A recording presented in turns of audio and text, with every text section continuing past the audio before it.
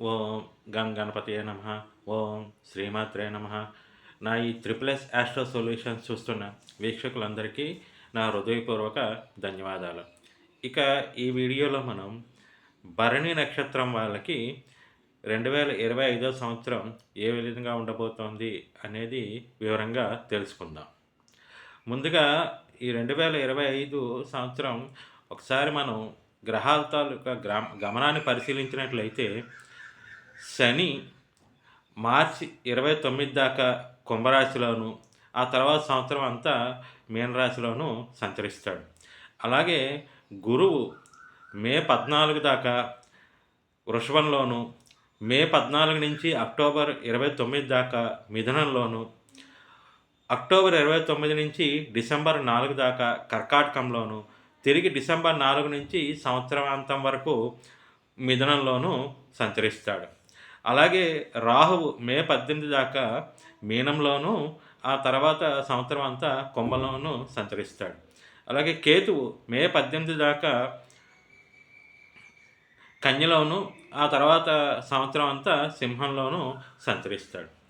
ఈ విధంగా మనం ఈ గ్రహ గోచారాన్ని బట్టి చూసుకుంటే భరణి నక్షత్రం వాళ్ళు శుక్ర మహాదశలో పుట్టి ఉంటారు.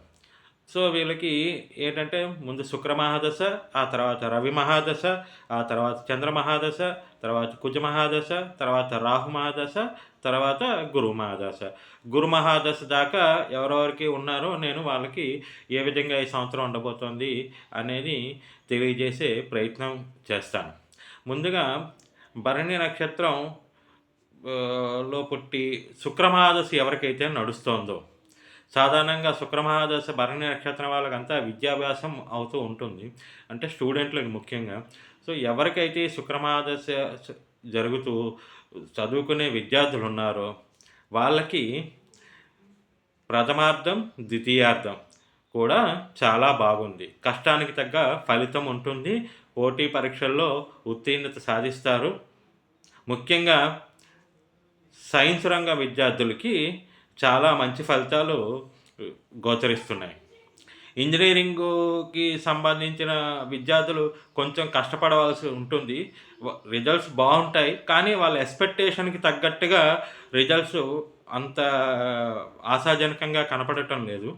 కానీ సైన్స్ రంగంలోని విద్యార్థులకు మట్టుకు, అంటే ఎవరైతే ఎంబీబీఎస్ మెడికల్ ఎంట్రన్స్ రాసే విద్యార్థులు ఉన్నారో వాళ్ళకి మట్టుకు చాలా మంచి రిజల్ట్స్ గోచరిస్తున్నాయి.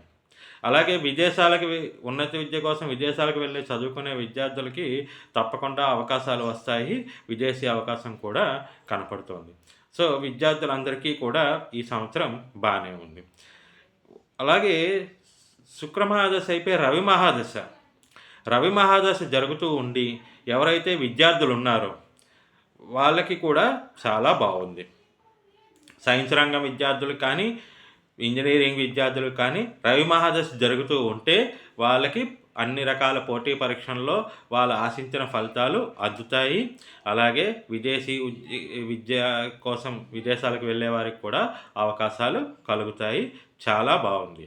కాకపోతే ఇక్కడ ఒక చిన్న సూచన ఏంటి అంటే, ఎవరికైతే రవి మహాదశ జరుగుతోందో అటువంటి విద్యార్థులు సూర్యోదయానికి ముందే లేచి తమ కాలకృత్యాలు తీర్చుకొని, అంటే బ్రహ్మముహూర్తం అంటాం కదా, ఒక 4:30 నుంచి 6 మధ్యలో లేచి తమ కాలకృత్యాలు తీర్చుకుని ఏదో ఒకటి చదువుకోవడం వల్ల వీళ్ళకి మంచి ఫలితాలు అన్నవి కలుగుతాయి. అలాగే భరణి నక్షత్రం మొదటి పాదం వాళ్ళైతే వాళ్ళకి ఆల్మోస్ట్ ఎడ్యుకేషన్ కంప్లీట్ అయ్యి కెరీర్ కోసం అవకాశాల కోసం వెతుకుతూ ఉండే స్టేజ్లో ఉంటారు. ఇలాంటి వాళ్ళకి కూడా ఈ సంవత్సరం ద్వితీయార్థం మే తర్వాత మంచి ఉద్యోగ అవకాశాలు కలిగే ఛాన్సులు అయితే ఉన్నాయి. ఇక ఎవరికైతే చంద్రమహాదశ నడుస్తుందో వాళ్ళకి ఆల్రెడీ మీకు ఉద్యోగస్తులైతే పర్వాలేదు, అలాగే నార్మల్గా గడిచిపోతుంది. ఈ సంవత్సరం అంతా కూడా నార్మల్గా గడిచిపోతుంది. ఎటువంటి ఇబ్బందులు ఉండవు, సాధారణంగానే ఉంటుంది. కానీ ఈ చంద్రమహాదశ నడుస్తూ ఎవరైతే ఉద్యోగం కోసం ప్రయత్నిస్తున్నారో అటువంటి వాళ్ళకి ఈ సంవత్సరం కొంచెం నిరాశాజనకంగానే ఉండబోతోంది. అంటే మీరు అనుకున్న అవకాశాలన్నవి వస్తాయి. కానీ మీరు ఆశించినట్లుగా, మీరు అనుకున్నట్లుగా అవకాశాలు రావు. అందుకని చేతికి అంది వచ్చిన అవకాశాన్ని చేతికి వచ్చిన అవకాశాన్ని అందిపుచ్చుకొని ఈ సంవత్సరం కొంచెం కష్టపడి ఏది అవకాశం దొరికితే ఆ అవకాశంతో ముందుకు సాగడం చాలా మంచిది. ఇక ఈ చంద్రమహాదశ నడుస్తున్న ఎవరైతే ఉన్నారో ఉద్యోగార్థులు ఎవరైతే ఉన్నారో ఇలాంటి వాళ్ళు ప్రతి సోమవారం నాడు వాళ్ళు స్నానం చేసే బకెట్ నీళ్ళల్లో కొంచెం గల్ల ఉప్పు కలుపుకొని స్నానం చేస్తే మరింత మంచి ఫలితాలు కలిగే అవకాశం ఉన్నది. అలాగే ఎవరైతే ఈ చంద్రమహాదశలో అవివాహితులు ఉన్నారో, వివాహం కోసం ప్రయత్నిస్తున్నారో అటువంటి వారికి కూడా ఈ సంవత్సరం అంత ఆశాజనకంగా లేదు. అవివాహితులకి వివాహ యోగం అంత ఆశాజనకంగా లేదు. ఒకవేళ మీ వ్యక్తిగత జాతకంలో బలంగా ఉంటే వివాహ యోగం ఉంటే అది కూడా మే తర్వాత నుంచి అక్టోబర్ మధ్యలో అయ్యే అవకాశం ఉన్నది. గోచార రీత్యా అయితే బలమైన యోగం కనిపించటం లేదు. ఇక ఎవరికైతే కుజమహాదశ నడుస్తోందో వీళ్ళు ఉద్యోగాల్లో గవర్నమెంట్ ఉద్యోగాలు కానీ ప్రైవేట్ ఉద్యోగులు కానీ వీళ్ళకి కొంచెం ఈ సంవత్సరం అది కూడా ప్రథమార్థం కొంచెం జాగ్రత్తగా ఉండవలసిన పరిస్థితి. ఉద్యోగంలో అనుకోని టెన్షన్లు, ఇంటి దగ్గర కొంచెం టెన్షన్లు, చుట్టుపక్కల వారితో టెన్షన్లు, అనవసరమైన ఖర్చులు, ఆరోగ్య సమస్యలు కొంచెం ఎదురయ్యే అవకాశాలు ఉన్నాయి. ద్వితీయార్థం బాగుంటుంది. ప్రథమార్థం కొంచెం జాగ్రత్తగా చూసుకొని ఆచితూచి నడవాలి. వీళ్ళు ప్రతి మంగళవారం ఎవరికైతే కుజమహాదశ నడుస్తుందో ప్రతి మంగళవారం దగ్గరలో ఏదైనా సుబ్రహ్మణ్య ఆలయం ఉంటే ఆ సుబ్రహ్మణ్య ఆలయానికి వెళ్ళి సుబ్రహ్మణ్య స్వామికి అభిషేకం చేయించుకోవడం, లేదా ఇంట్లో ప్రతి మంగళవారం సుబ్రహ్మణ్య స్తోత్రం కానీ సుబ్రహ్మణ్య అష్టకం కానీ పారాయణం చేస్తే వీళ్ళకి మంచి ఫలితాలు అన్నవి కలుగుతాయి. ఇక రాహు మహాదశ ఎవరికైతే నడుస్తుందో రాహు మహాదశ నడుస్తున్న జాతకులకి ఈ సంవత్సరం ప్రథమార్థము బాగుంది, ద్వితీయార్థం కూడా బాగుంది. ఉద్యోగంలో ఎవరైతే ప్రైవేట్ ఉద్యోగం కానివ్వండి, గవర్నమెంట్ ఉద్యోగం కానివ్వండి, ప్రమోషన్లు, ఇంక్రిమెంట్లు, మీరు అనుకున్న నిరుద్యోగులకు ఉద్యోగ అవకాశాలు అన్ని రకాలుగా కూడా ఈ సంవత్సరం వీళ్ళకి కెరీర్ పరంగా ముందుకు వెళ్ళే అవకాశాలు కలుగుతాయి. కెరీర్లో అభివృద్ధి అన్నది కనపడుతుంది. అలాగే ఆర్థిక పరంగా కూడా వీళ్ళకి చాలా ఆశాజనకంగానే ఉంటుంది. వీళ్ళు అనుకున్న ఎక్స్పెక్టేషన్స్కి తగ్గట్టే ఆదాయ మార్గాలు కూడా వీళ్ళకి ఈ సంవత్సరం కనిపిస్తున్నాయి. కాకపోతే ఒక చిన్న సూచన, ఎవరికైతే రాహువు, మీరు మేషరాశిలో పుట్టారు కాబట్టి రాహువు శనివర్గ రాశులు కాకుండా గురువర్గ రాశులు అయినటువంటి మేషం, సింహం, కర్కాటకం, వృశ్చికం, ధనుస్సు, మీనరాశుల్లో మీ వ్యక్తిగత జాతకంలో కానీ ఉంటే అటువంటి వాళ్ళకి కొంచెం ఇబ్బందులు కలిగే అవకాశాలు ఉన్నాయి. ముఖ్యంగా ఎటువంటివి అంటే మీకు అనవసరమైన వ్యయం ఎక్కువ అవుతుంది. అలాగే ఆరోగ్యపరంగా చిక్కులు వచ్చే ఇది మే తర్వాత ఎక్కువగా గోచరిస్తుంది. అందుకని ఏమి చేస్తారంటే ప్రతి శనివారం నాడు ఒక నల్ల కుక్కకి గోధుమ రొట్టె తినిపించండి. లేదు ఎక్కడైనా మీకు దగ్గరలో అవకాశం ఉంటే గోశాల కానీ ఆవులు అవైలబిలిటీగా ఉంటే గోసేవ చేసుకోండి.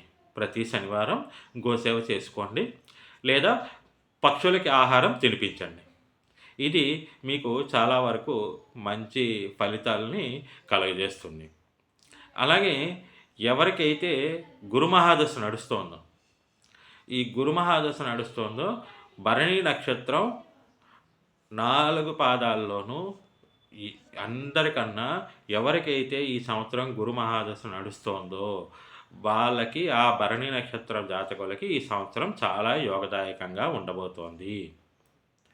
ముఖ్యంగా ప్రథమార్థంలో మీకు ఉన్న ఇబ్బందులన్నీ తొలగిపోయి, ఒకవేళ ఏమైనా ఆర్థిక ఇబ్బందులు గానీ, ఉద్యోగపరంగా ఇబ్బందులు గానీ, అనారోగ్య సమస్యలు గానీ, కుటుంబ సమస్యలు గానీ ఏమి ఉన్నా సరే అవన్నీ కూడా తీరిపోయి, ద్వితీయార్థం మీకు చాలా యోగదాయకంగా ఉండబోతోంది.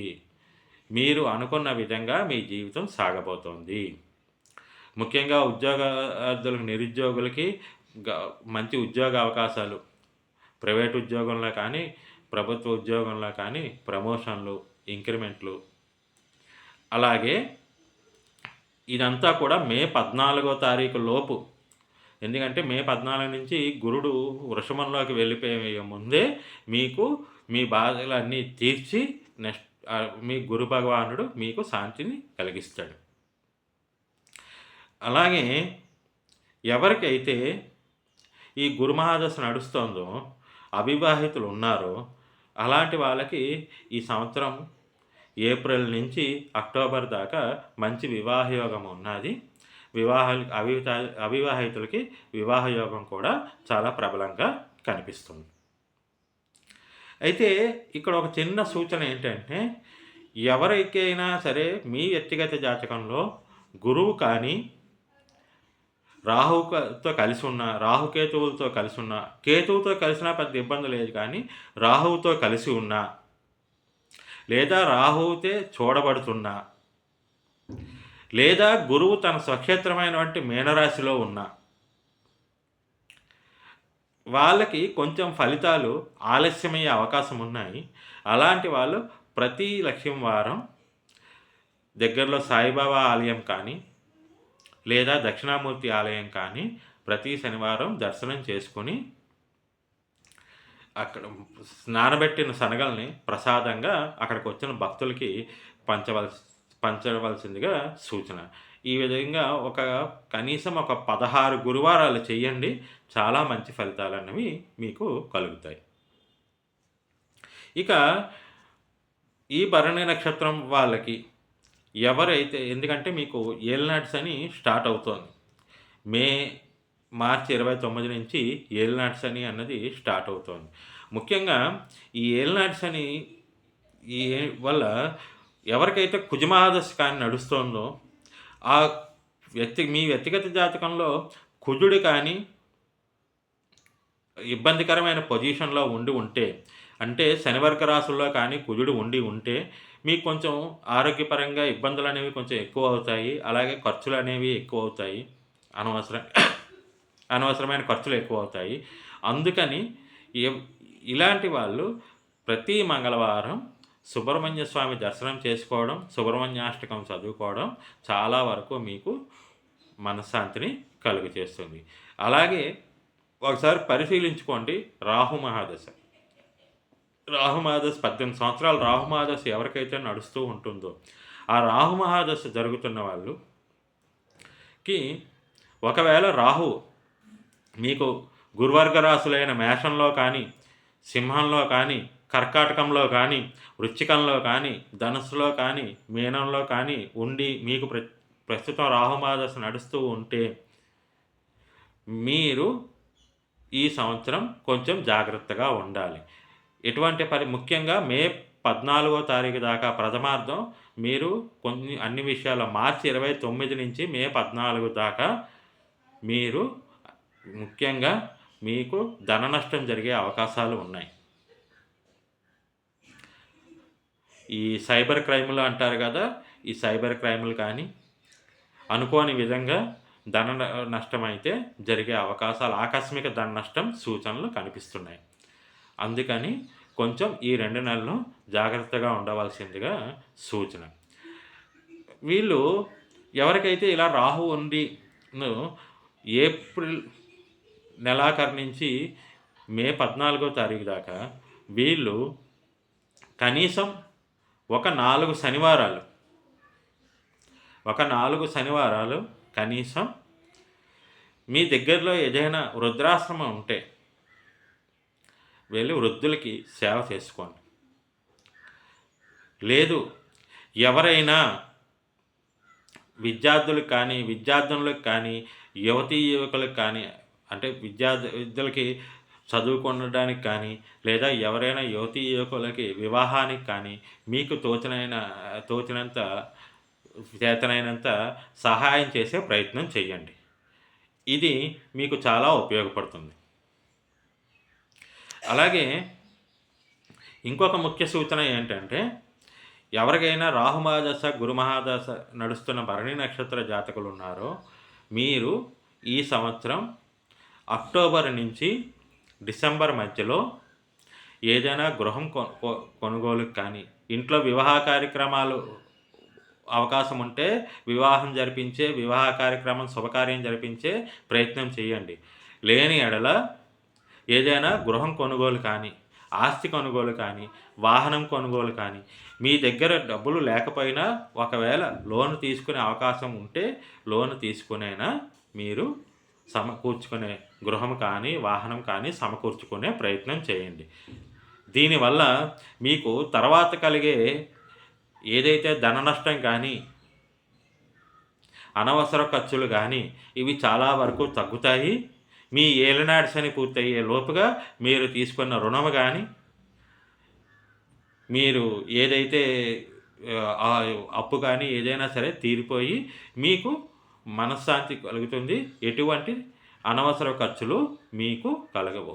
లేని యెడల వచ్చే సంవత్సరం అనవసర ఖర్చులు మీద పడే అవకాశం ఉన్నది. అప్పుడు మీరు ఒకవేళ కొనుక్కుందామన్నా కూడా మీకు ఆ అవకాశం రాదు. ఒకవేళ ఎవరికైనా గృహం కానీ, వాహనం కానీ యోగం అంటే ఈ అక్టోబర్ నుంచి డిసెంబర్ దాకా మంచి యోగం ఉంది.